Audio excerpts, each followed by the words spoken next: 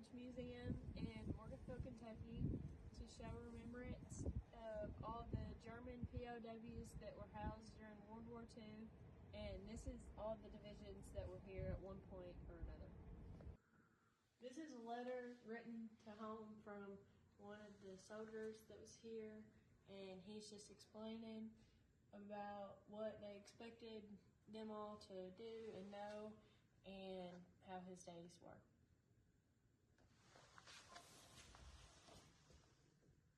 So this is some of the Nazi party and the German soldiers' apparel that they wore on their uniforms, and it's just all their original pins. And then this is their hats and some of their knives and gun. And then there's a Nazi flag. And then this is all of their helmets from the Germans' helmets in World War I. This is a picture of John F. Kennedy that came from the mess hall in Fort Campbell, and it was given a day after he was assassinated. This is a gravestone from one of the prisoners of war here, and this is the original one, but after they died, they sent their bodies to Fort Knox, but this one was left here by accident, and they said that it was easier to just make another one than send this one over. So this is the original one that was left here, and then here's some more pictures of other ones. So this is a bunch of the Army uniforms that they wore. This guy, he was stationed in Alaska, and then he met a woman and they got married and moved to Union County where they lived, and he ended up dying in the Union County Hospital. But this is more like this one's from Henderson County, and just more of their uniform. And here is a bunch of dresses worn by the women during this time period.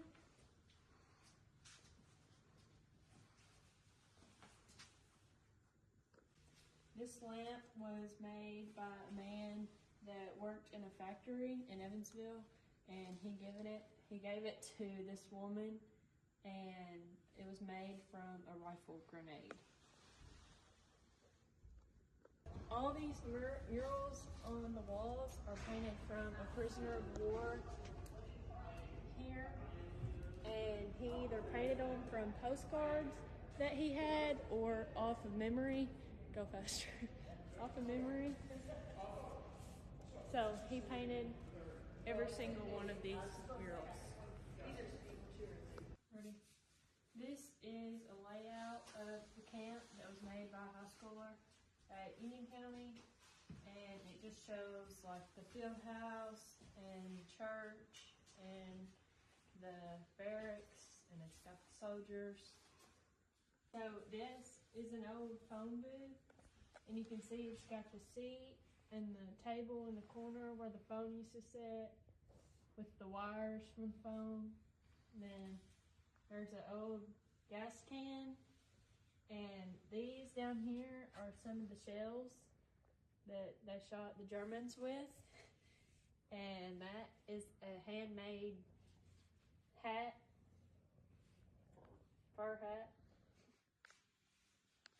So this shows the original layout of everything, and before they even built it, and they're gonna have barracks everywhere, and they've got the airstrip, and then this map up here shows all of the land that they had around it.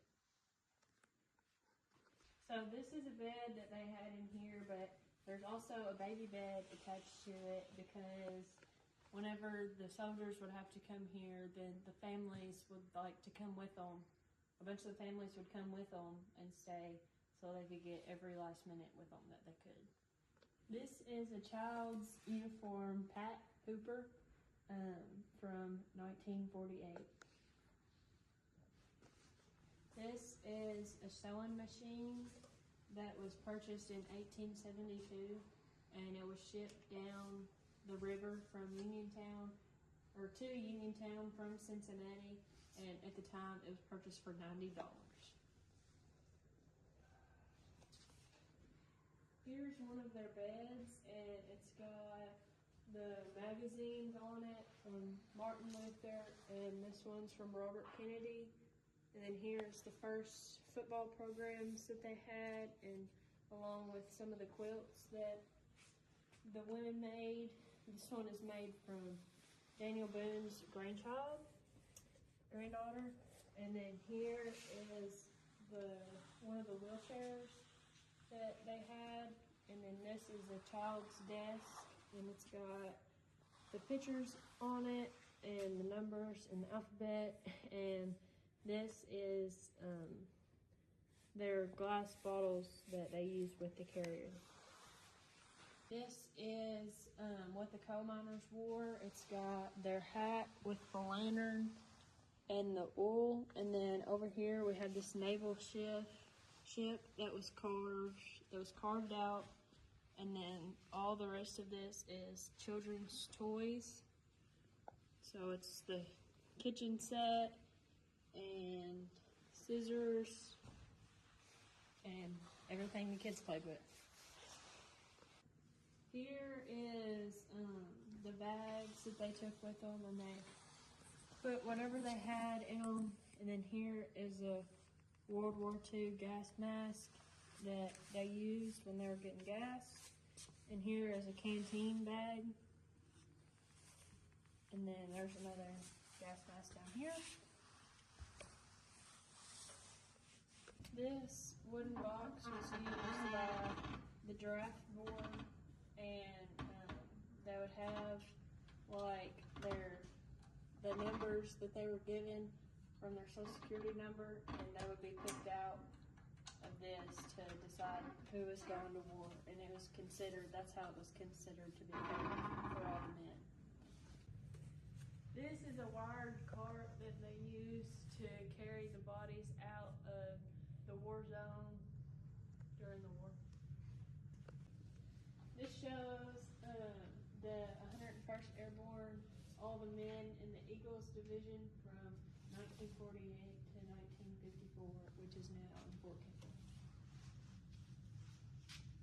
You ain't gotta do it.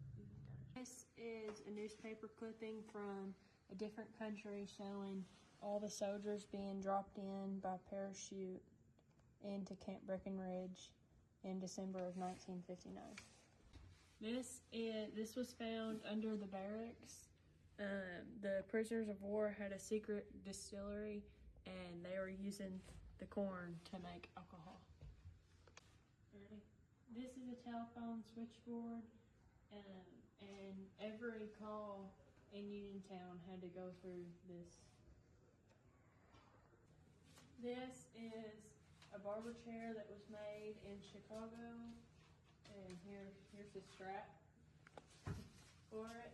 And then this is a shoe shine chair that was believed to be used by a resident in Henderson County. This is a cannon from World War II, and this was used to be pulled behind jeeps or trucks so they could have like cannon artillery, but not have the big cannons. Tank. So this is the only original building that is left, and it was the officers' club.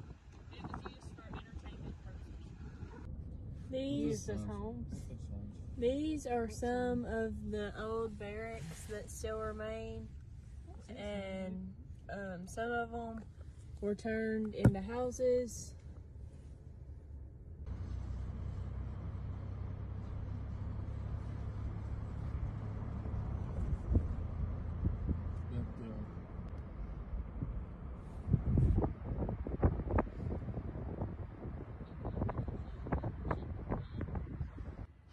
This is Lake Mosey dug by the prisoners of war